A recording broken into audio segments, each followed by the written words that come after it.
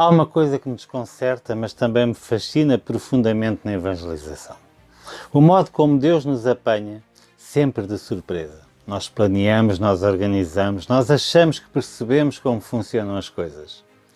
Criamos expectativas sobre as pessoas, sobre as histórias e até sobre como Deus se deve comportar. E Ele, com delicadeza e poder, desmonta tudo e recomeça. Hoje queremos convidar-te não para ver um filme, mas para entrar num caminho de encontro. Não estamos aqui para ensinar ninguém, mas para aprender uns com os outros, com Deus, com o mundo real e com as feridas que Ele nos revela. Recordo muitas vezes o chamamento de Mateus. No capítulo 9 de Mateus, Jesus olha para um homem sentado na sua banca de impostos, visto por muitos como um traidor e um corrupto, e chama-o sem longos discursos e sem moralismos, sem audições públicas sobre a sua dignidade. Apenas lhe diz: segue-me. E quando os fariseus se escandalizam, ele responde apenas: eu não vim chamar os justos, mas os pecadores. Ali está a primeira grande quebra de lógica, a dos salvos que se querem proteger, versus um Deus que se inclina para resgatar os que estão perdidos. Isto marca o tom de toda a missão. É a misericórdia que se faz caminho antes de se fazer regra. Este filme que vais ver nasceu exatamente essa tensão. Será que a Igreja é demasiado barulhenta, estruturada, moral, institucional para a compaixão? E será que a missão é protagonismo humano ou canal de Deus? Aqui procuraremos descobrir juntos que tudo começa quando o coração se dobra.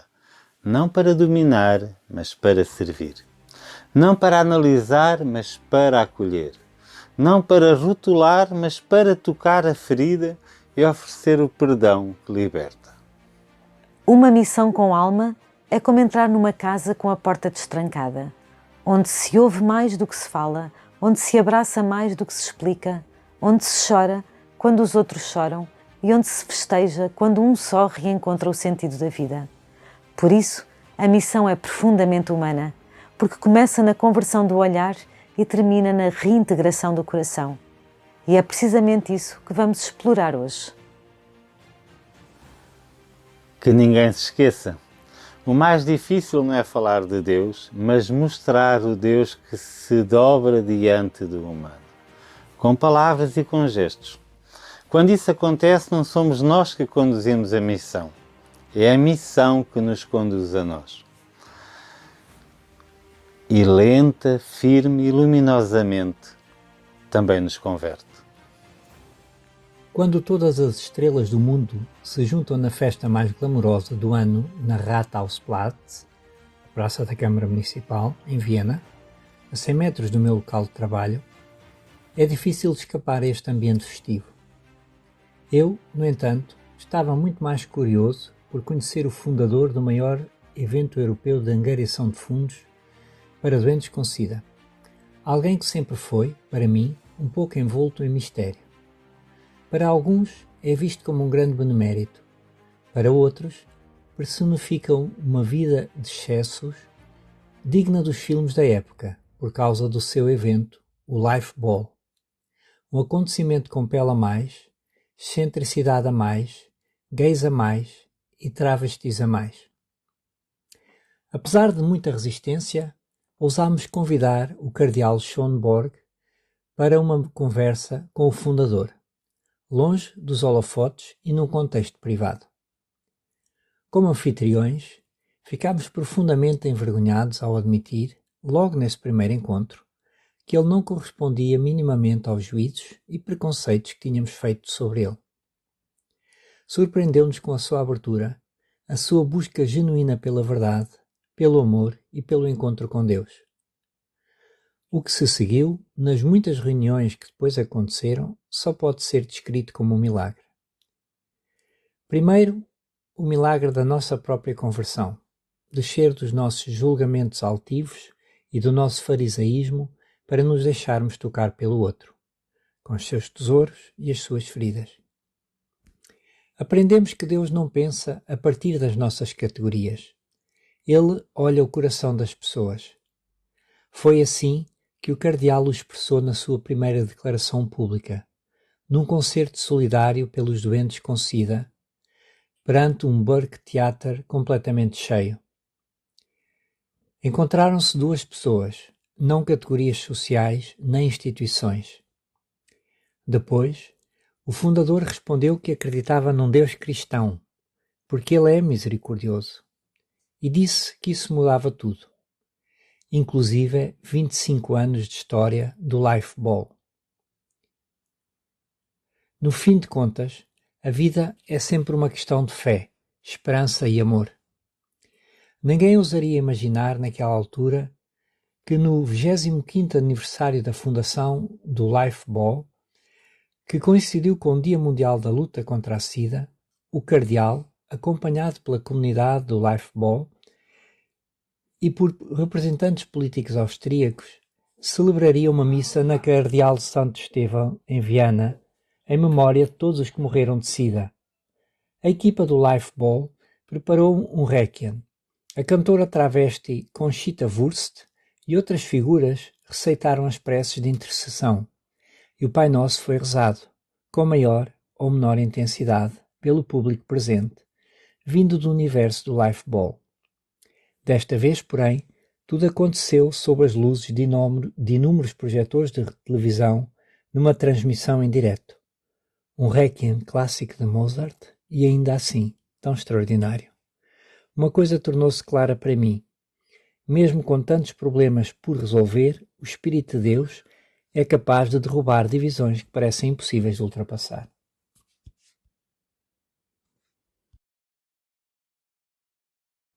É particularmente agradável quando podemos encontrar alguém sem reservas. A amizade pode nascer daí. A amizade com o cardeal Schönborg tornou-se muito preciosa para mim. Não entro num diálogo para ensinar alguma coisa a alguém, mas para poder, eu próprio, aprender algo com ele. Estou sempre a descobrir coisas novas. E há algo que regressa constantemente. Este desejo maior de fé, de esperança e de amor.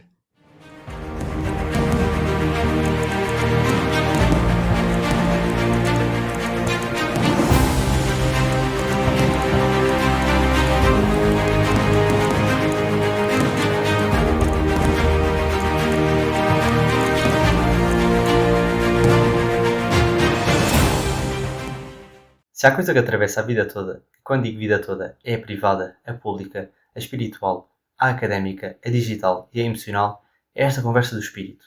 Chama-lhe chama, faísca, impulso, sopro ou até vibe. No fim do dia é a mesma fome por dentro.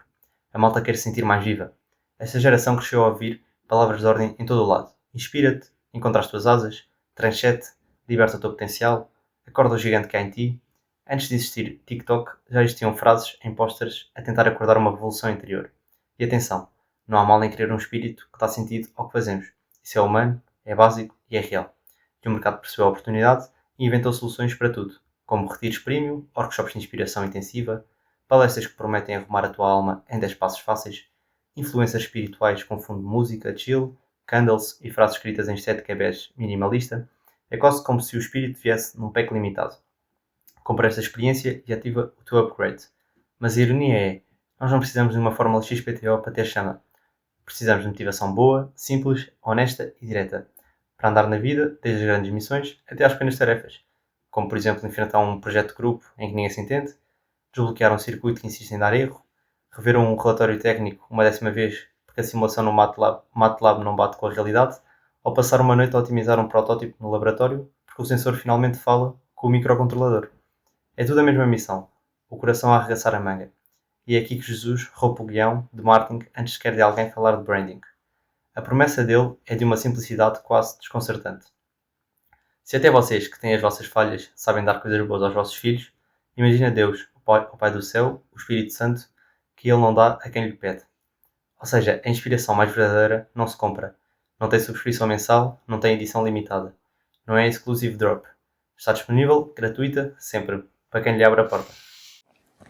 Claro, preparar bem a missão conta. Ter método, rigor, profissionalismo, planificar, organizar encontros ou iniciativas com seriedade. Isto também é amar. Mas sem alma, tudo se torna protocolo, checklist e burocracia piedosa. E o Papa avisa-nos: ideias místicas sem compromisso ficam a flutuar. Discursos pastorais sem coração transformado soam a muro. Para amar o outro de verdade, precisamos de 3 respirações juntas: rezar ao Espírito Santo, adorar a Deus sem espetáculo e interceder por rostos concretos que têm nome, história e feridas reais na trama desta sociedade. Misericórdia é a linguagem do recomeço, não da esmola. É encontro, não um panfleto. É o hospital de cura, não uma vitrine moral. E pronto, a missão começa quando paramos de falar sobre o Espírito e começamos a falar com o Espírito. Tudo o resto ele completa. E onde há perdão e inclusão, há sempre episódio novo. Isso sim é documentário decente. Se a palavra que melhor abre a porta para perceber a missão cristã é a da misericórdia, mas na versão genuína, aquela que a gente sente, vive e tropeça nela no dia a dia, não naquela ideia antiga de dar por pena. Quando experienciamos isto de verdade, entramos numa lógica que nos ultrapassa por completo, mas que acerta mesmo no centro dos nossos desejos. E sim, a primeira reação costuma ser: mas porquê um Deus tão generoso? Logo a seguir, porque raio é tão difícil às vezes amolecer o coração?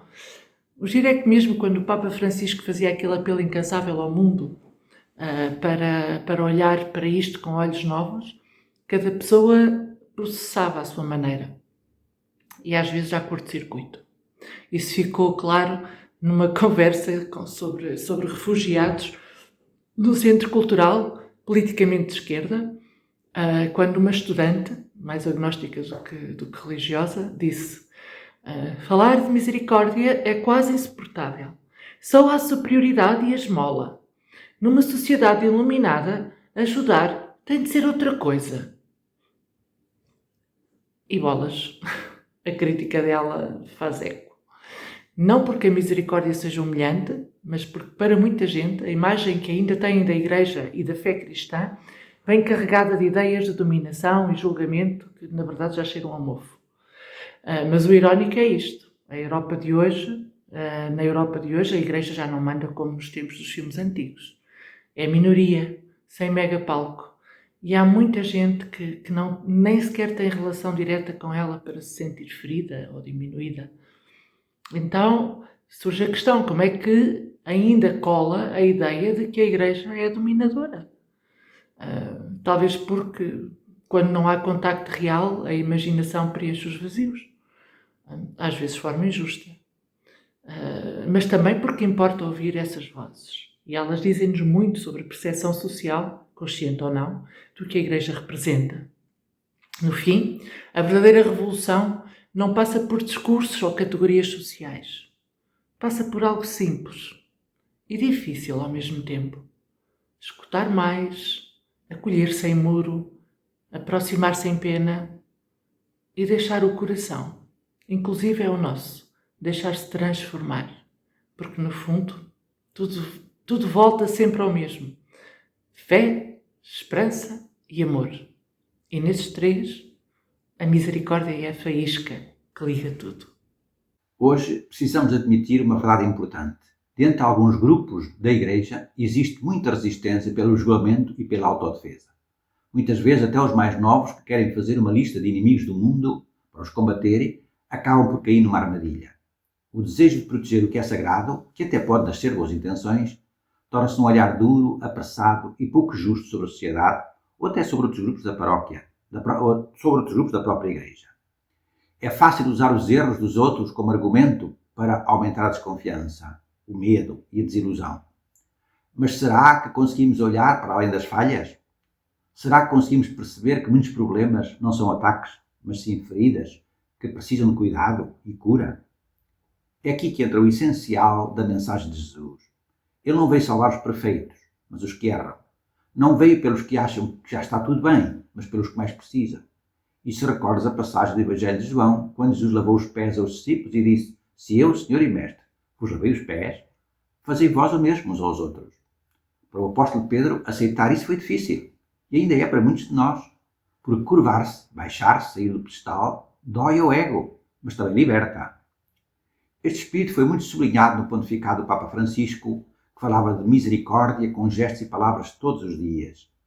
Antes dele, o Papa João XXIII já tinha convidado a Igreja a renovar-se com base na bondade e no cuidado do Concílio Vaticano II.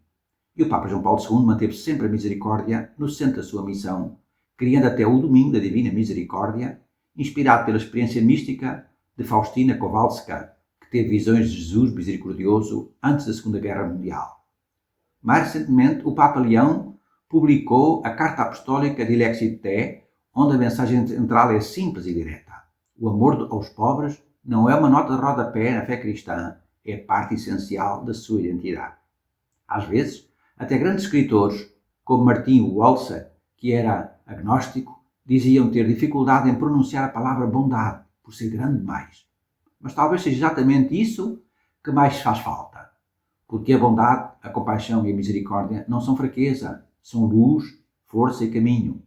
Só quando descemos até o outro, o coração se abre para Deus. E aí sim entra a verdadeira alegria, aquela que não divide, mas une. A Igreja não tem de vencer pessoas, tem de as acompanhar. Não com julgamento, mas com proximidade. A forma de pensar de Jesus às vezes baralha-nos, porque a misericórdia dele mexe com tudo e desafia as nossas certezas.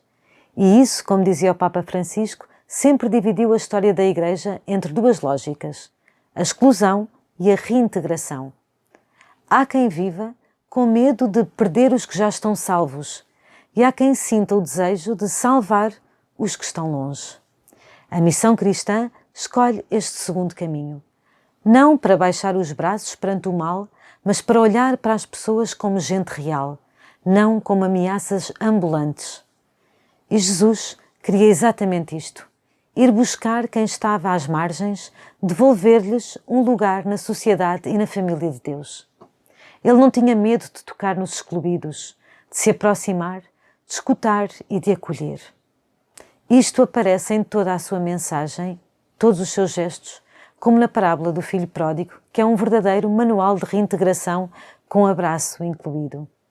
A Igreja segue esta lógica quando decide sair das suas barreiras para ir ao encontro das pessoas nas periferias da vida. A reintegração não é deixar os lobos entrar no rebanho sem critério, é arregaçar as mangas, curar, proteger, cuidar e ajudar quem está ferido a levantar-se. O amor cristão, como lembra a primeira carta aos Coríntios, no capítulo 13, nunca é frio nem condicionado. Ele é gratuito, criativo, ativo e tem coragem de se aproximar até do que parece impossível. Porque a misericórdia de Deus é para incluir, salvar e transformar. E nunca para condenar alguém para sempre. Falar do amor de Deus parece simples, mas vivê-lo é um combate a sério. Não é só emoção bonita, é enfrentar medos, críticas e até a nossa própria dureza. Na altura de Jesus, Maria Madalena percebeu, como ninguém, o que ele estava disposto a sofrer para nos libertar. Junto à cruz, ela viu que o amor verdadeiro custa, dói, cansa, mas salva. E testemunhou isso com a própria pele, porque Jesus a tinha libertado de 7 demónios. Ali, ela entendeu que o amor de Deus não é fraco, é gigante. Eu tinha a vida com que muita gente sonha. Vida de jet set, um sucesso brutal com os meus clubes noturnos, uma mulher e muitas aventuras pelo caminho. Mas por dentro eu estava na modo baixo, completamente falhado e quase a desistir de tudo. Foi nessa altura que peguei na minha velha Bíblia e, sem esperar, caí na parábola do filho pródigo. Ao ler, senti que aquele filho estava finalmente a chegar à casa de Deus, perdoado de tudo. E o mais inacreditável, até a minha própria mulher conseguiu perdoar-me também. Muitos santos recordaram que uma das maiores dores de Jesus Talvez não tenha sido só a cruz em si, mas a dor de não ter sido amado de volta. Anos mais tarde, em França, em Paray-le-Monial, Marguerite Marie Alacoque teve visões do coração de Jesus a arder de amor e ouviu dele palavras que mexem connosco. Esgotei-me a amar e só recebo ingratidão. Esta frase faz-nos acordar para a realidade. A misericórdia implica dar, sem garantias. Também Faustina Kowalska espalhou a mensagem de que a misericórdia de Deus é para todos, sem o selo VIP, até para quem já errou muito. A lógica é clara.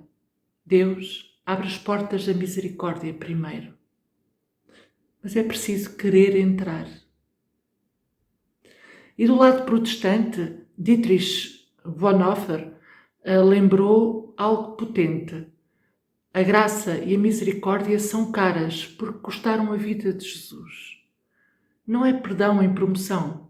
Se custou tudo a Deus, também nos chama a dar algo de nós.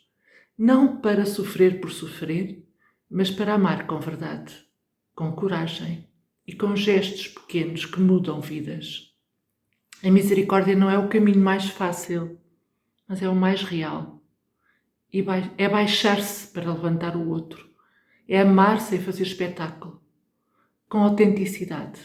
E é exatamente aí, nessa entrega, que nasce o maior milagre de todos. Corações que se deixam transformar. A ideia de que a Igreja devia ser um lugar de cuidado, quase um oásis de misericórdia, perdeu-se para muita gente.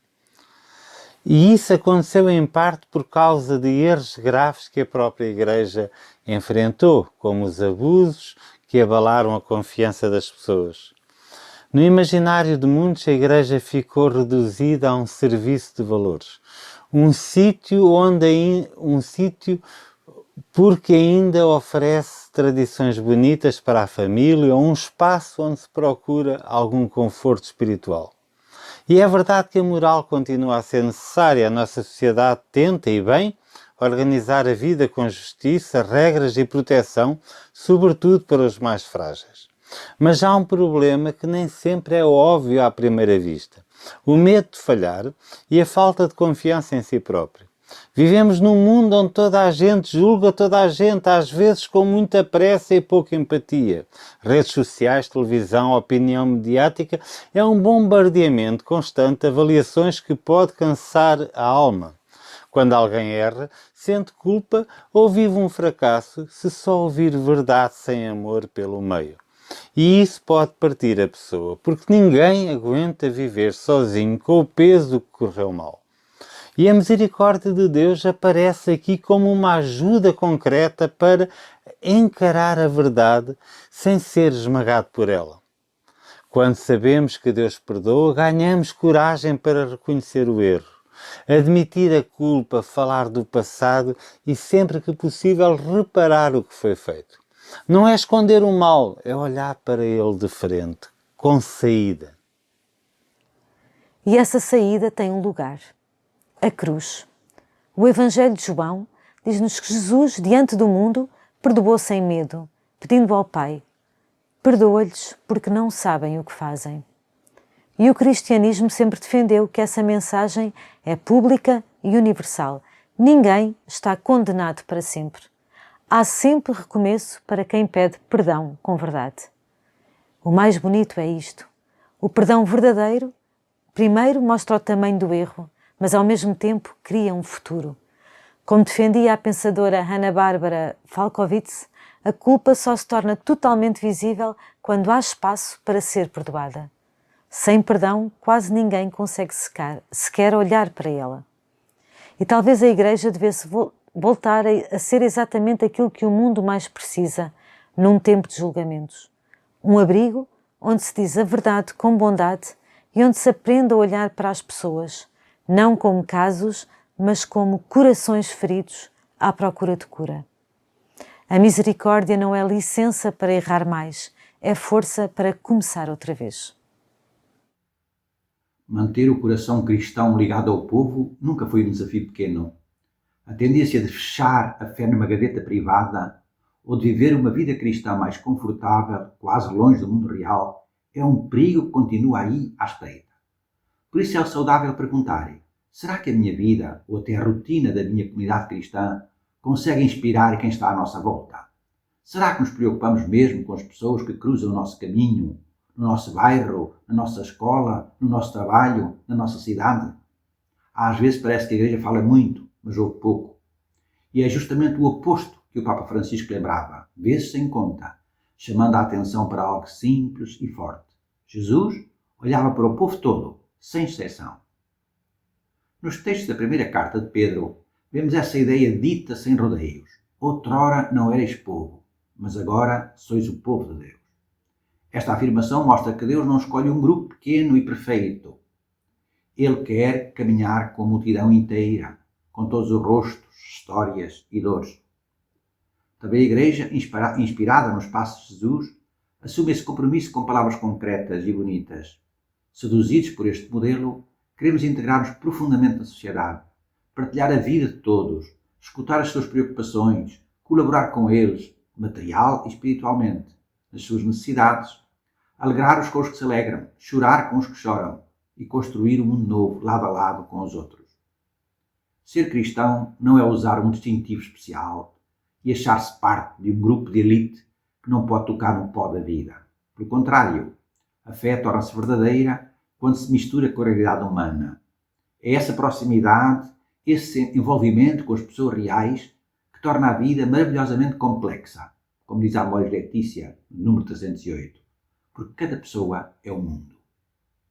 O Papa Francisco insistia constantemente nesta ideia de forma desarmante e profunda. Para além de qualquer aparência, cada pessoa é infinitamente sagrada e merece a nossa afeição e dedicação. Por isso, se consigo ajudar uma única pessoa a viver melhor, isso já justifica o dom da minha vida. É belo ser povo fiel de Deus e alcançarmos a plenitude quando roubamos muros e o nosso coração se encha de rostos e de nomes. Evangelii Gaudium, número 274. Isto muda tudo. Em vez de ver o mundo como um campo de batalha cheio de inimigos, começamos a ver pessoas lado a lado, com dúvidas, falhas de esperanças, e aí percebemos, quando a Igreja abre portas, não perde os que já estão dentro, ganha os que achavam que não tinham lugar. A plenitude da fé não está em fugir das perguntas difíceis, mas em aceitá-las. E a resposta só acontece quando a gente decide baixar o ritmo, ouvir, estar presente e agir, um passo de cada vez. Às vezes não são precisas grandes viagens missionárias. Basta olhar para quem está a 2 metros de nós. Quem precisa de ajuda? Quem se sente sozinho? Quem está a tentar recomeçar? Jesus fez isso como ninguém. Ele tocou, acolheu e juntou as margens ao centro, sem medo de se aproximar. E é esse o caminho mais lógico e mais bonito. Solidariedade que nasce do encontro, do cuidado e da partilha de vida. É preciso abrir-se a cada pessoa e a cada necessidade que encontramos. A Igreja, afinal, só faz sentido quando se curva para o povo e se deixa tocar por ele. Como é que eu posso saber, afinal, o que o Espírito de Deus me está a dizer? A resposta mais simples está na própria vida de Jesus, nas histórias que ele contou, na forma como ensinou e, acima de tudo, na forma como viveu. Por isso é que, ao longo dos anos, tantas pessoas na Igreja redescobriram algo que estava meio esquecido: ler a Bíblia em grupo. Essas leituras, feitas em conjunto, acabaram por se tornar um motor de renovação, crescimento e até de criação de novas comunidades cristãs um pouco por todo o mundo. Nestes pequenos grupos, ninguém está ali armado em doutor. A malta lê, conversa e tenta perceber como é que as palavras de Jesus podem ganhar chão na vida real, nas escolhas de todos os dias, na família, na escola, no trabalho, nas dificuldades e nas alegrias. E é engraçado como esta mensagem vai crescendo quase como fermento na massa do pão, devagarinho, mas sem parar. Jerónimo de Estridão já dizia algo direto e sem floreados.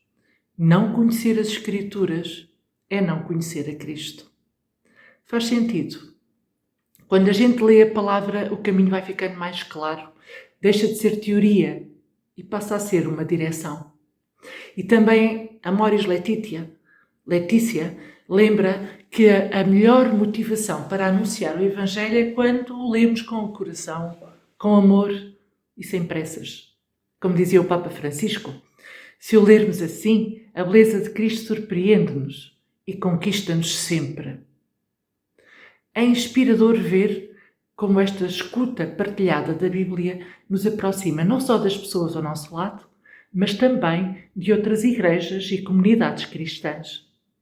Une leigos, padres, jovens, adultos, quem já acredita com firmeza e quem ainda está a fazer perguntas.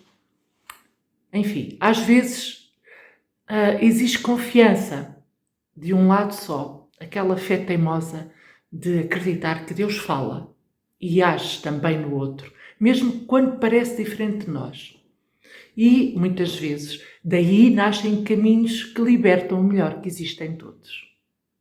Tertuliano, um pensador antigo de Roma, dizia dos primeiros cristãos: vede como eles se amam. E isso continua a ser a melhor prova de todas. Ler a Bíblia juntos, com linguagem simples e com o coração aberto, não divide, constrói, fortalece a missão e faz-nos crescer naquilo que mais conta: fé, esperança e amor. Ingratidão. Foi isso que eu senti quando ajudei um abrigo para pessoas sem abrigo na Irlanda durante vários meses. As senhoras que trabalhavam tinham dificuldade em mostrar amor. Muitas nunca o tinham verdadeiramente experimentado nas suas próprias vidas. Só passado quase 8 meses é que começaram a demonstrar alguma gratidão por eu estar ali com eles, a ajudar na cozinha, na limpeza e a ouvir e a rezar. Raramente encontrei pessoas tão abertas, que procuram, que sofrem, mas que não deixam de tentar. É tão importante fazer como Jesus, simplesmente estar com aqueles que estão nas margens da sociedade. A ressurreição de Jesus não é só uma história lá de trás, guardada nos livros. Ela tem uma força viva, capaz de entrar no mundo, nas pessoas, nos lugares mais escuros e cansados. Como diz a Evangelii Gaudium, onde tudo parece morto, surgem sempre sementes de vida nova. É uma força sem igual. Isto quer dizer que a fé cristã pede duas coisas ao mesmo tempo: olhar de frente para a realidade, sem fingir que é fácil, e confiar que Deus consegue fazer nascer o bem até nas situações mais difíceis. Mesmo quando algo parece cortado pela raiz, volta a crescer. Porque, como também está escrito, Jesus não ressuscitou em vão. A sua ressurreição já entrou no tecido escondido da história.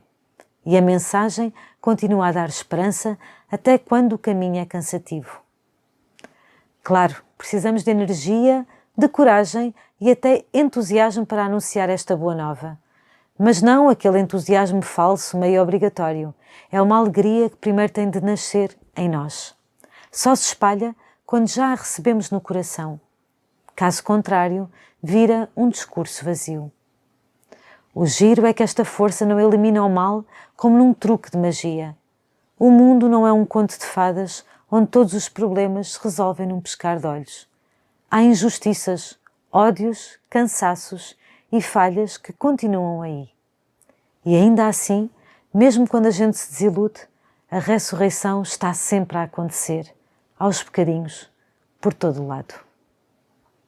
E aqui entra o incentivo daqueles que puxam por dentro. O Papa Paulo VI dizia que devemos guardar a alegria de evangelizar, mesmo quando temos de semear entre lágrimas, e deixou-nos esta pérola: que o mundo receba a boa nova de gente com vida acesa, não de evangelizadores tristes, desanimados ou nervosos, mas de ministros cuja vida irradia a alegria de Cristo. Evangelho Anunciando, parágrafo 80. E se há pessoa que viveu isto de forma simples, sem grandes espetáculos, foi Maria de Nazaré. Ela acreditou quando tudo parecia impossível. Acompanhou o filho no caminho da cruz. E mesmo ferida por dentro, foi a primeira a provar a força da ressurreição. E isso lembra-nos que o amor que vence não é ativo nem ruidoso. É humilde, presente, fiel e cheio de confiança. Se pensarmos bem, a maior força da missão cristã não é ter todas as respostas prontas, nem resolver todos os problemas do mundo. É viver com esperança ativa, baixar-se para cuidar do outro, confiar que Deus age até no silêncio e lembrar sempre que com Deus nada é em vão.